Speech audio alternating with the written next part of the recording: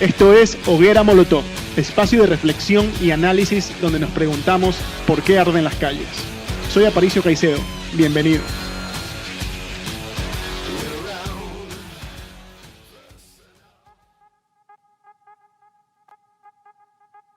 Bienvenidos al primer episodio de Hoguera Molotov, un espacio de reflexión intelectual sobre por qué arden las calles. Mi nombre es Aparicio Caicedo, director ejecutivo de Ecuador Libre, y seré su host en este espacio. Y algunos se preguntarán de entrada de dónde viene el nombre de Hoguera Molotov. Y en realidad vienen de un brainstorming que hicimos con el equipo de Ecuador Libre, donde hubo quien propuso que le pongamos a este espacio Cementerio de las Ideas, lo cual fue desde luego automáticamente descartado por iluso. Y luego alguien sugirió que nos enfoquemos en por qué arden las calles en Bogotá, Santiago, Barcelona, etcétera, para empezar, ¿no? Y así quedó el nombre, así que espero les guste. Bueno, pues entonces, en honor a nuestro nombre, comenzaremos hablando precisamente sobre Chile, porque es lo que ocupa todos los titulares y todas las conversaciones de sobremesa en este.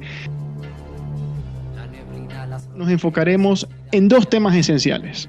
El primero, sobre las causas del incendio, es decir, o una de las causas del incendio. Veremos aquí una incongruencia que existe entre el relato y los datos, y sobre algo que se repite una y otra vez, el demonio de la desigualdad. Podríamos poner aquí fantasmas sonando así, porque todo el mundo te dice la desigualdad como si fuera algo tremendamente malo que anda en Chile y lo tiene asolado. Y el segundo tema es, ¿qué va a pasar ahora, no? Las fuerzas políticas nos dicen han llegado a un pacto. Van a celebrar una consulta popular en la cual van a preguntar a los chilenos si quieren o no quieren una constitución Newton, nuevecita, de paquete. A ver qué pasa ahí. Hablemos, si les parece, sobre el primer tema, las causas del incendio o la causa del incendio y el demonio de la desigualdad. El otro día escuchaba una conferencia muy interesante dictada por Manuel Castells en Chile. Manuel Castells es un gurú académico de la teoría de la comunicación, es hombre de izquierda, que es profesor de Berkeley en California, ha sido profesor en Cambridge, en fin, es un tipo muy conocido en el mundo intelectual de la comunicación. Y decía algo que me pareció interesante de entrada, ¿no? Que se puede resumir en lo siguiente. En estos nuevos movimientos que vemos en las calles, se han moderado los objetivos, pero se han radicalizado los medios. En las manifestaciones parecidas a estas de los 60s y de los 70s, se buscaba cosas como la dictadura del proletariado, la utopía comunista o abolir el derecho a la propiedad, o la estatización del capital o cosas por el estilo. Y ahora vemos que las reivindicaciones son mucho más moderadas, ¿no? Igualdad social, quieren mejores pensiones para su vejez, pero no llegamos a esos extremos de los 60s y 70s. Entonces, en los objetivos, digamos, se ha moderado la cosa, pero en los medios empleados, en cambio, se han extremado increíblemente. Ahora vemos cómo queman iglesias, colegios, supermercados, universidades y prácticamente todo lo que se pone en su paso. Es decir, quizás no quieren cambiar el mundo de raíz, pero sí quemarlo en el camino, ¿no? Que es una cosa bastante rara. Y eso fue algo que me interesó de la conferencia de Castells en Santiago de Chile, donde dice muchas cosas con las que estoy de acuerdo y otras con las que no estoy de acuerdo. También me pareció realista cuando dijo que atribuirle esto a una autoridad centralizada es engañoso, ¿no? Sea que es Putin, la izquierda, Maduro, los chavistas, que sí, tienen responsabilidad en que han sido oportunistas y han tomado parte en esto o se han atribuido una parte de esto.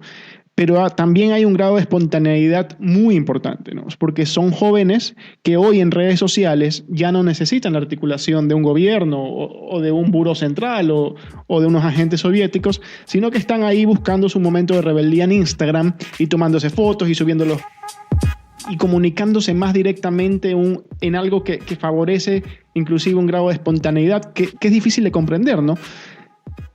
Y esos jóvenes están ahí por las mismas razones que en los años 50 tú veías a gente disfrazada de James Dean haciendo carreras de carros, ¿no? Porque a los jóvenes les gusta tener su momento de gloria, sentirse combatientes, sentirse héroes, sentirse valientes y aflorar su masculinidad frente a las mujeres y todo este tipo de cosas. Y vemos unos jóvenes que les gusta salir a sentirse combatientes o soldados, digamos. Con la gran diferencia de aquí no arriesgan nada, porque aquí nadie les va a pegar un tiro, ni nadie les va a clavar una lanza, ni está en una verdadera guerra, porque los supuestos enemigos que digamos que son los policías o los carabineros o los soldados están plenamente convencidos de que no les van a hacer nada grave que ponga sus vidas en riesgo. Entonces, en cierto sentido, son muchos jóvenes queriendo experimentar este sentido heroico que muchos, cuando fuimos jóvenes, también tuvimos esa misma sensación. A renglón seguido, Castells se mete para mí en el relato clichetesco de la izquierda, en el relato que tiene poco que ver con la realidad, y dice en una entrevista, que se la da al día siguiente de esto, dice: Chile venía acumulando un crecimiento económico con una desigualdad importante en términos de ingresos y de patrimonio, como en toda América Latina, sin impulsar en paralelo la construcción de una red de servicios públicos y del estado de bienestar. Y ahí es cuando Castells, que es un ejemplo, un gurú de los temas comunicacionales, se cae porque se mete en un relato que no tiene nada que ver con los datos. Chile, por el contrario, durante los últimos años ha seguido la senda contraria a la desigualdad. Y esto es importante tenerlo en cuenta porque periodistas, analistas, intelectuales te vienen rezando la misma perorata del Chile más desigual que nunca. Chile es el país de Latinoamérica que más ha reducido la desigualdad durante los últimos años.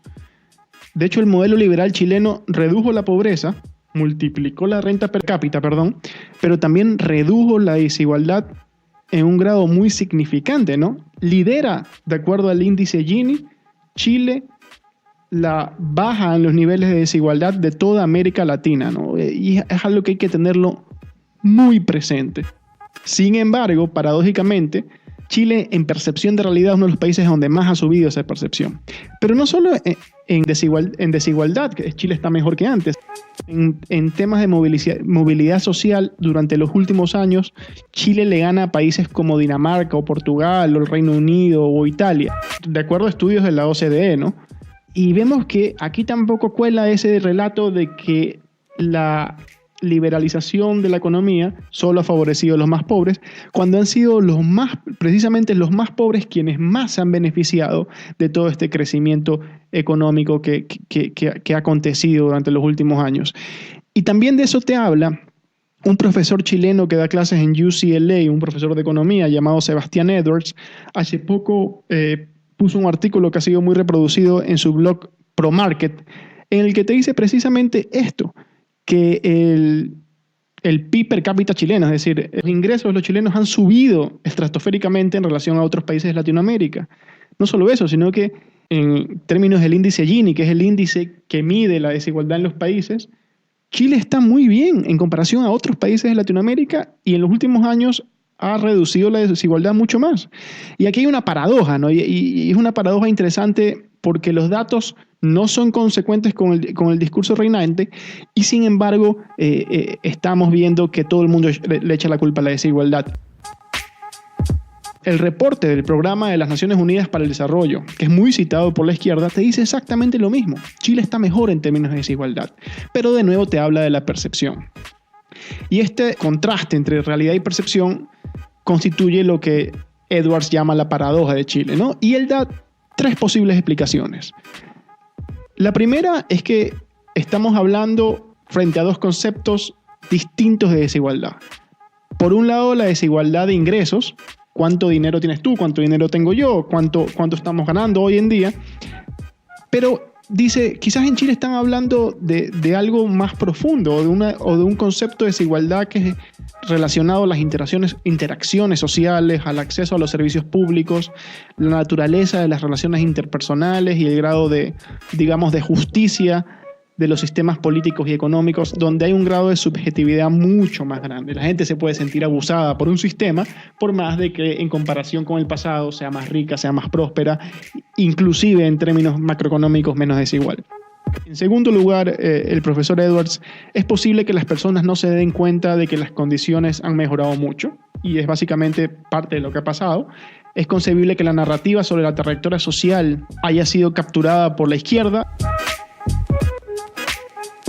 Y eso vemos que ha pasado, ¿no? Porque cuando uno ve los blogs, la prensa, es lo que viene diciendo hace mucho tiempo.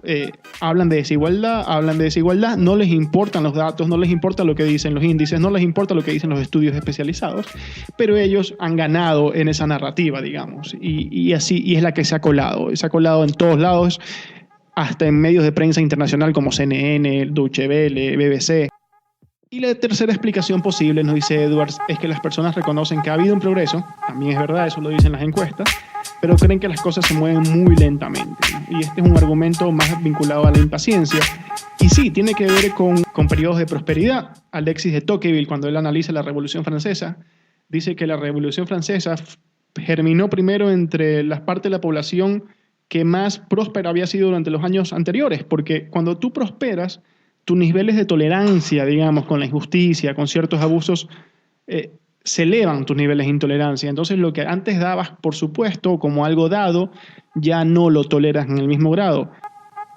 En Chile no estamos como en la Revolución Francesa, no hay una aristocracia abusando del pueblo, ni siquiera una casta ahí mantenida por impuestos del pueblo, pero sí podría ser un fenómeno parecido a este, y esto lo acepta la propia izquierda en libros como El otro modelo, escrito, un libro que fue muy leído en Chile, escrito por intelectuales de izquierda, donde ellos reconocen abiertamente el avance de Chile, no solo en materia de educación, no solo en materia de sanidad, no solo en materia económica, sino en muchos otros frentes.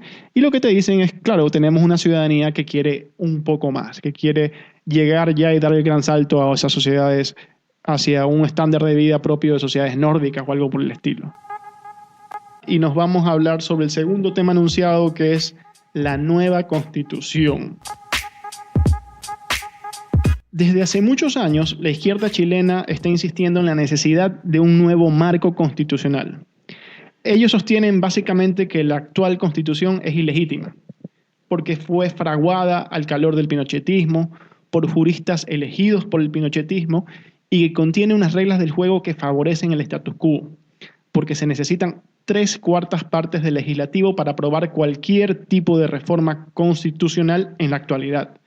Lo cual, claro, obliga a que la izquierda en el Congreso y la derecha se tengan que poner de acuerdo primero, porque los unos necesitan los votos de los otros y viceversa para hacer cualquier cambio, y ello bloquea la posibilidad de un cambio radical. Y esto, para la izquierda, quiere decir que se blinda el modelo neoliberal aprobado en la Constitución vigente, que ellos tanto odian porque impide un rol más activo del Estado en la economía. Y si vamos por un momento a la historia, algo de razón tienen, ¿no?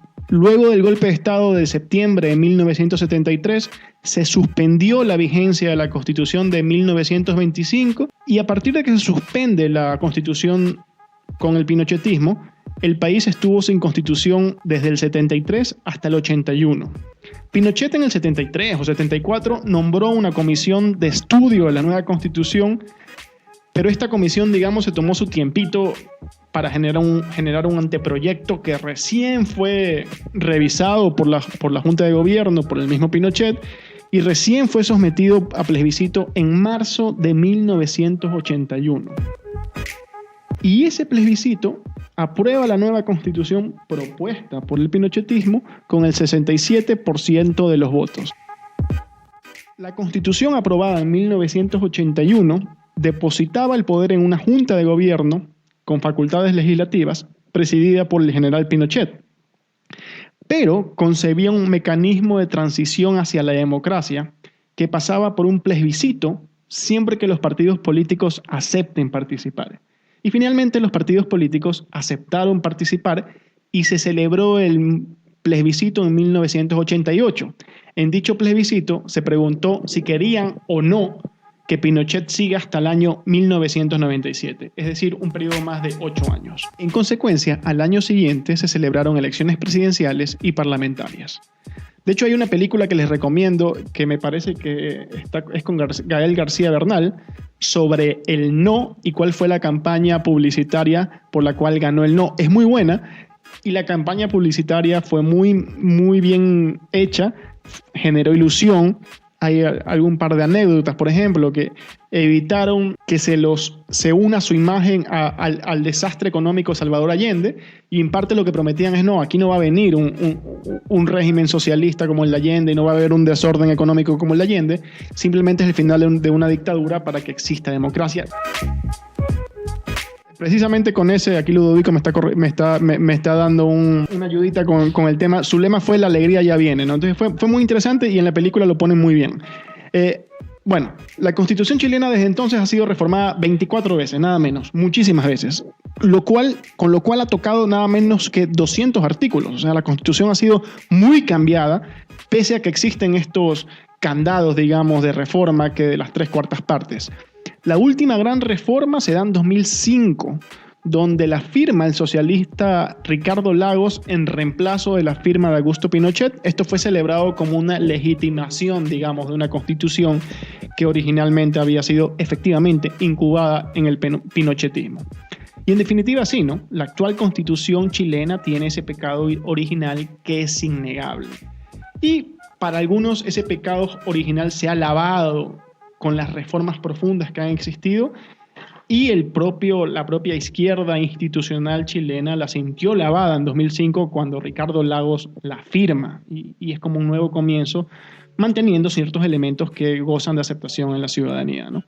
Pero la legitimidad o no, que es discutible, no es lo que más le duele a la izquierda chilena. A la izquierda chilena le duele el modelo económico que se consagró en esa constitución, que fue la economía social de mercado, el cual ha sido defendido por el establishment político e institucional chileno como causa precisamente del éxito de la economía chilena, ¿no? Y en esto están unidos, hasta hace poco estaban unidos tanto socialistas como liberales en Chile. Se dieron cuenta de que ese es el camino, porque Chile indudablemente, y esto de nuevo, ustedes van a leer un libro como El otro modelo, y ellos la izquierda, los socialistas, les van a decir: sí, hemos avanzado muchísimo, estamos muchísimo mejor que antes, todos lo aceptan, pero bueno, eso que hasta hace poco era un consenso se ha venido derrumbando, porque básicamente ese modelo consagra un Estado poco intervencionista en la economía, poco intervencionista en el comercio, poco intervencionista en la política industrial, y es lo que le ha dado resultado a Chile.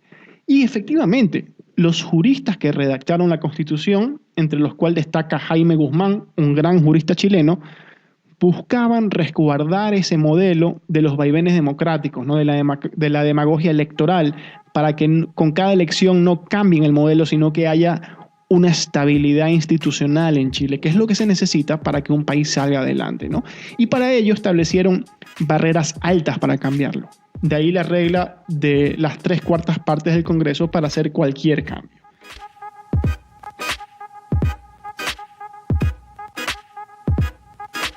Lo cual a muchos nos parece algo bueno.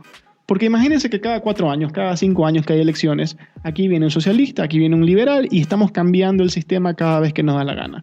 Todos los países que han prosperado en la historia, desde Estados Unidos, Australia, Canadá, países europeos de posguerra, han tenido algo que es muy simple: certidumbre institucional, reglas de juego claras.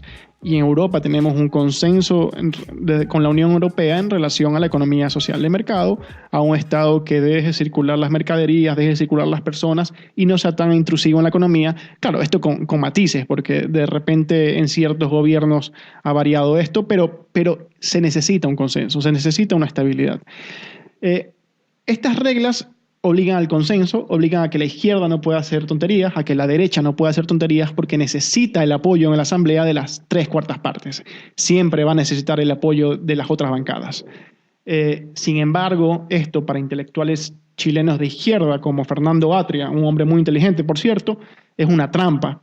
Y por ello llaman a la Constitución chilena vigente una constitución tramposa, porque dicen que lo que se buscó hacer es una trampa para galvanizar un modelo económico concreto, y ellos quieren desconstitucionalizar el modelo económico para que vuelva a ser sometido al rifirrafe político del Parlamento, ¿no? Por ahora, gracias a toda esta hoguera molotov que ha habido en las calles de Chile, por cierto, síganos en nuestras redes, estamos en Instagram, estamos en Twitter, estamos en Facebook. ¿Dónde más nos pueden seguir? y ahí estamos como Ecuador Libre, nos pueden buscar. También estamos en Spotify, y muy importante que nos busquen. Y bueno, como les digo, han quemado las calles de Chile la izquierda radical, pero digamos la izquierda tradicional, la izquierda socialista, ha aprovechado todo esto para pescar en río revuelto y han logrado por fin que el gobierno acceda a llamar a un plebiscito para una nueva constitución. Y este plebiscito básicamente le va a hacer dos preguntas a los chilenos. Una, ¿quieren una nueva constitución? Chileno, ¿vosotros queréis una nueva constitución? Y el chileno le va a decir sí o no. Si le responde sí, le va a decir, bueno, entonces tienes dos opciones. ¿Quieres una convención constitucional mixta? Es decir, que la nueva constitución sea formulada por un organismo que está integrado por una mitad de miembros elegidos directamente y por otra mitad por parlamentarios en funciones. O, chileno, quieres una convención constitucional. Es decir, una asamblea constituyente, como se conoce en otros países, cuyos miembros sean elegidos directamente por el pueblo y comenzamos de cero. Aquí hay que tener mucho cuidado porque las ganas de reformar el mundo pueden terminar muy mal. Chile ha tenido algo que ya se quisiera en otros países de Latinoamérica, que es una estabilidad institucional, un modelo económico que les ha dado muy buenos resultados. Porque sacar a la gente de la pobreza no es poco. Sacar a la gente de la pobreza quizás es el mayor éxito que puede tener un país en su historia. No veo algo más valorable que el hecho de un esquema constitucional que haya brindado un clima institucional, que haya permitido salir a millones de personas de la pobreza, que les haya permitido un entorno que les dé más oportunidades de empleo, que les haya asegurado mejor educación. Chile tiene los mejores índices de educación en todos los estándares de Latinoamérica, que les haya asegurado un mejor nivel de vida que el de sus padres. Es decir, Chile ha tenido la Constitución chilena, si la medimos por su efecto socioeconómico, ha sido tremendamente exitosa. Y los chilenos, quizás por la impaciencia que hablábamos, que señalaba Edwards, quizás porque ya quieren dar ese salto a ser casi que un país nórdico, ahora quieren meterse en un nuevo experimento constitucional donde lo que están pidiendo quizás es una pelota cuadrada. Y ya sabemos que a Kiko, cuando le pedía a doña Florinda la pelota cuadrada, pues que no le llegó nunca la pelota cuadrada, porque no existen las pelotas cuadradas y doña Florinda no estaba en situación de inventársela.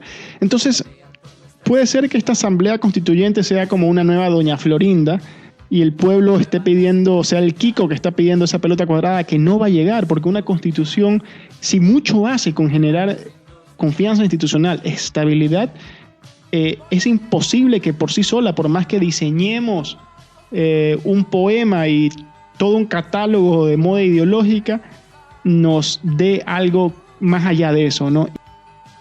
Y tenemos como ejemplo la Constitución de Montecristi en Ecuador. Son 444 artículos de la más avanzada tecnología ideológica que se pueda ver. Es un catálogo de modas ideológicas donde todo el mundo puso su utopía, puso su proyecto, hasta los animales le dan derecho, a la madre naturaleza le dan derecho, y ya vemos que Ecuador no está mejor de Chile, porque cuando tú transformas en una constitución, en un catálogo de promesas demagógicas, es eso, pierde lustre, pierde legitimidad funcional, y se convierte en un campo de batalla ideológico donde todo el mundo aspira a que los tribunales le den aquello que simplemente los tribunales no pueden dar. Entonces, vamos a ver qué pasa con Chile. No me parece que por la polarización del momento esto vaya a terminar bien. Por pedir una pelota cuadrada se pueden quedar sin una pelota de verdad que les ha servido mucho y ojalá que esto no pase, pero ese es el gran riesgo. En todo caso, muchas gracias por acompañarnos hoy día. Espero que les haya gustado esto. Les repito, nos pueden seguir a Ecuador Libre en nuestras cuentas de Twitter, Instagram, Facebook y también estamos en Spotify. Así que, bueno, me despido hasta una nueva ocasión. Un abrazo.